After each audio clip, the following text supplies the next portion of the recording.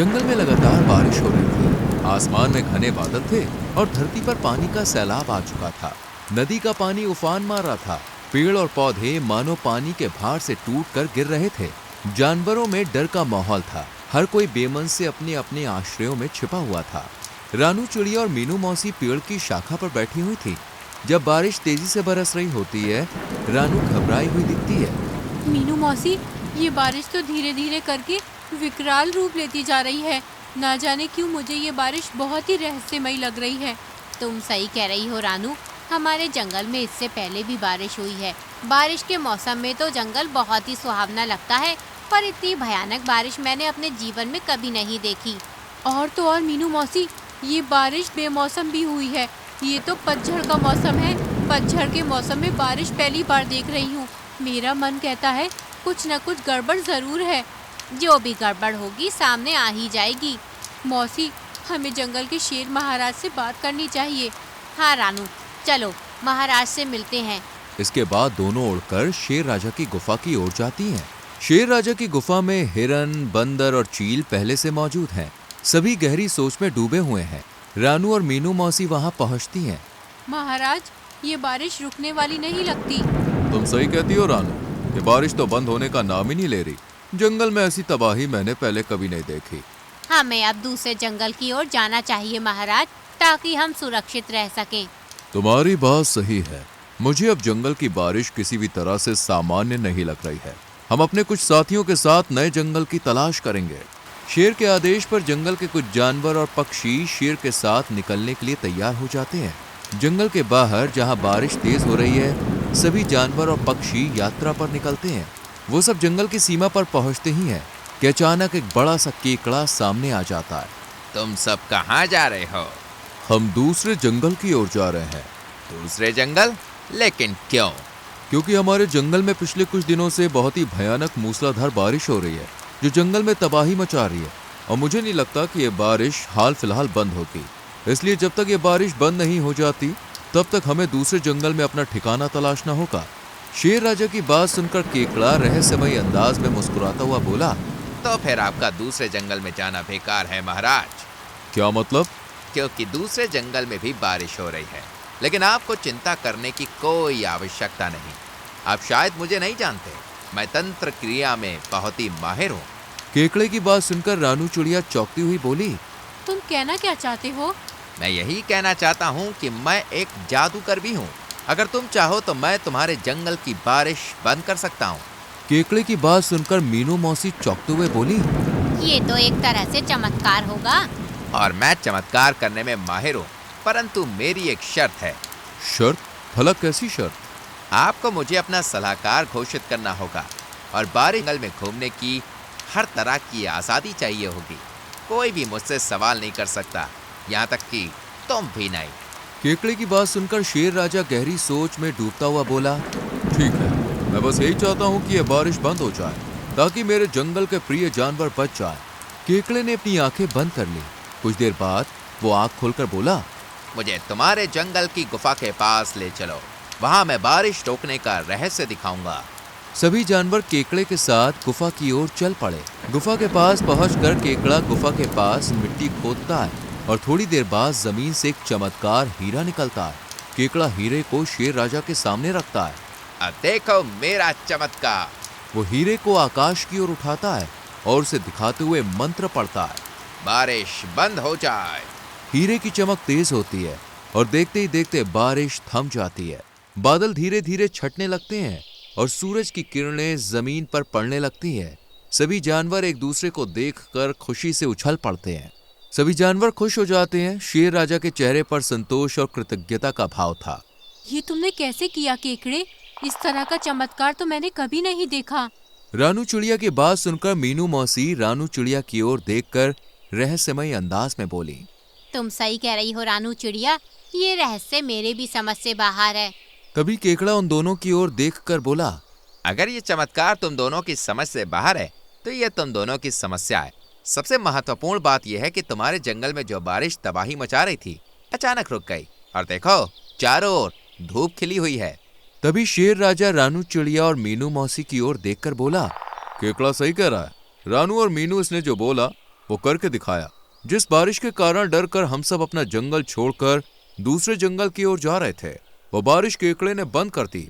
मैं जंगल में ऐलान करता हूँ कि केकड़ा आज से मेरा खास सलाहकार है।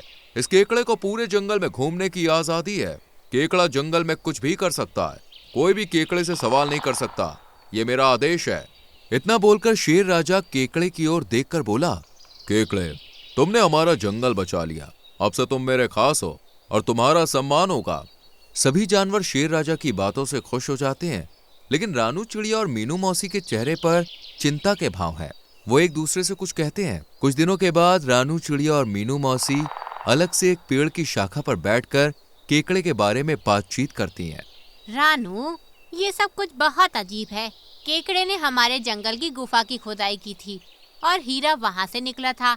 आखिर उस हीरे का बारिश रुकने से क्या संबंध है? कुछ तो गड़बड़ है। मुझे भी यही शक है। उसने बड़ी आसानी से बारिश को रोक दिया, जैसे उसे पहले से ही सब कुछ पता हो। हमें इसका रहस्य जानना होगा। जैसे जैसे दिन बीतते गए, केकड़ा शेर राजा का प्रिय बन गया। उसने धीरे धीरे शेर के फैसलों में दखल देना शुरू कर दिया। कोई भी जानवर केकड़े से कुछ नहीं कह पाता था, क्योंकि शेर राजा का आदेश था कि केकड़े से कोई भी सवाल नहीं कर सकता। अब जंगल के अधिकांश जानवर उसकी बात मानने लगे थे, जबकि रानू और मीनू मौसी के मन में संदेह बढ़ता जा रहा था। रानू चिड़िया और मीनू मौसी जंगल के एक शांत कोने में बैठकर अपनी योजनाओं पर चर्चा करते हैं। मुझे लगता है ये केकड़ा सबको धोखा दे रहा है। हमें इसके रहस्य का पता लगाना होगा, नहीं तो जंगल में सब कुछ खत्म हो जाएगा। लेकिन कैसे रानू? जंगल के राजा का आदेश है कि केकड़े से कोई सवाल नहीं पूछ सकता। हमें कोई ना कोई सबूत तलाशना होगा जिससे ये साबित कर सके ये केकड़ा हम सबको धोखा दे रहा है। मीनू मौसी ने इतना कहा ही था कि तभी मीनू मौसी की नजर सामने एक बूढ़ी लोमड़ी पर पड़ी।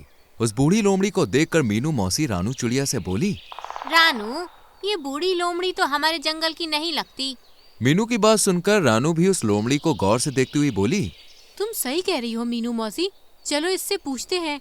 ऐसा लग रहा है जैसे ये किसी को ढूंढ रही है। कुछ ही देर में रानू चिड़िया और मीनू मौसी बूढ़ी लोमड़ी के पास खड़ी हुई थी। रानू चिड़िया बूढ़ी लोमड़ी की ओर देखकर बोली, कौन हो तुम? तुम तो हमारे जंगल की नहीं लगती। मैं एक केकड़े को तलाश कर रही हूँ। ये सुनकर मीनू और रानू दोनों बुरी तरह से चौंक पड़ी। केकड़ा? कैसा केकड़ा? मैं दूसरे जंगल में एक गुफा के अंदर रहती हूँ। मैं एक जादूगरनी हूँ। कुछ समय पहले की बात है, मैंने अपनी तंत्र शक्ति से एक चमत्कारिक हीरा प्राप्त किया था, जो कि अद्भुत चमत्कारी हीरा था। मैं उस हीरे को अपने सामने रखकर आँख बंद करके तपस्या में साधना कर रही थी। तभी एक केकड़ा बड़ी तेजी से गुफा के अंदर घुस गया और उस हीरे को चुराकर बड़ी तेजी से भाग गया। तब से मैं उस केकड़े को ढूंढ रही हूँ। लोमड़ी की बात सुनकर रानू चिड़िया गहरी सोच में डूबती हुई लोमड़ी से बोली, आखिर तुम्हारा चमत्कारी हीरे का चमत्कार क्या है? उस हीरे का चमत्कार ये है कि अगर जिस जंगल में कभी बारिश नहीं हुई हो, अगर उस हीरे को उस जंगल की पुरानी गुफा के पास की जमीन में गाड़ा जाए तो वहाँ पर बहुत ही भयंकर बारिश होने लगती है। और अगर उस हीरे को कुछ समय बाद उस जमीन से नहीं निकाला गया तो फिर वो बारिश रौद्र रूप ले लेगी, जो जंगल में तबाही का कारण बन सकती है। कुछ दिनों पहले मुझे सुनने को मिला कि तुम्हारे जंगल में कुछ इसी तरह की बेमौसम बारिश हुई थी। लोमड़ी की बात सुनकर रानू और मीनू को केकड़े का सारा रहस्य समझ में आ चुका था। मीनू मौसी लोमड़ी की ओर देखकर बोली, चलो मेरे साथ। लेकिन कहाँ? हमारे जंगल के शेर राजा के पास। तुम्हें वो केकड़ा वही मिलेगा, और जो तुमने अभी हम दोनों को बताया, यही बात तुम्हें महाराज के सामने भी कहनी होगी। रानू चिड़िया और मीनू मौसी उस लोमड़ी को शेर राजा की गुफा में ले गए, जहाँ वो केकड़ा आराम से बैठा हुआ था। लोमड़ी को देखकर केकड़ा बुरी तरह से डर गया। लोमड़ी को देखकर शेर राजा रानू से बोला, रानू, कौन है ये लोमड़ी? महाराज, ये कौन है? आप इसी से पूछ लीजिए। लोमड़ी शेर राजा को सारी घटना बताने लगी। लोमड़ी के मुंह से सारी घटना सुनने के बाद शेर राजा क्रोधित होकर केकड़े से बोला, क्या ये सच है? क्या हीरा इस लोमड़ी का है? केकड़ा समझ चुका था कि अब उसके पास सच बोलने के अलावा और कोई चारा नहीं था। वो सर झुकाता हुआ शेर राजा से बोला, ये सच है महाराज, मुझे मेरे जंगल में कोई सम्मान नहीं देता था। मैं जानता था कि मेरे जंगल की गुफा में एक बूढ़ी लोमड़ी रहती है, जो कि एक जादूगरनी है। मुझे इस हीरे का रहस्य पता था। एक दिन मैं बूढ़ी लोमड़ी की गुफा से इस हीरे को चुरा कर ले गया और आपके जंगल की पुरानी गुफा में गाड़ दिया। मुझे पता था कि अगर उस हीरे को नहीं निकाला गया तो कुछ ही दिनों में बारिश आपके जंगल में तबाही मचा देगी और आप जंगल छोड़ने का ही फैसला करेंगे। इसलिए मैं जानबूझकर जंगल की सीमा पर खड़ा हो गया। बस इससे आगे कुछ भी बताने की जरूरत नहीं है। मैं समझ गया कि ये सब तुम्हारी योजना का हिस्सा था। जंगल की सीमा पर तुम हमें गुफा के पास ले आए और तुमने जैसे ही उस हीरे को निकाला बारिश बंद हो गई। तुम्हारा हीरे को देखकर कहना कि बारिश बंद हो जाए ये सिर्फ एक नाटक था ताकि तुम हम सबको धोखे में रख सको। महाराज, ये सब मैंने मान सम्मान पाने के लिए किया। मान सम्मान अगर पाना है तो मान सम्मान वाले कार्य करो। तुम नहीं जानते कि तुम्हारे इस गलत कार्य ने जंगल में कितनी तबाही मचाई है। मेरी नजरों के सामने से इसी वक्त दूर हो जाओ। दोबारा इस जंगल में नहीं दिखना, नहीं तो मारे जाओगे। और हाँ, जाते समय वो हीरा इस लोमड़ी को दे दो। जो जिसकी चीज है उसी को मिलनी चाहिए। केकड़े ने तुरंत उस हीरे को लोमड़ी को पकड़ा दिया और दुम दबाता हुआ जंगल छोड़कर भाग गया। फिर रानू चिड़िया और मीनू मौसी की चालाकी ने केकड़े के झूठ का पर्दाफाश कर दिया। तो दोस्तों, कैसी लगी आपको हमारी ये कहानी? अगर कहानी अच्छी लगी हो तो वीडियो को लाइक कीजिएगा, चैनल को सब्सक्राइब कीजिएगा और हाँ, कहानी अपने दोस्तों के साथ शेयर करना तो बिल्कुल मत भूलिएगा। मैं आपको मिलूंगी अगले वीडियो में किसी नई कहानी, नई सीख के साथ। तब तक के लिए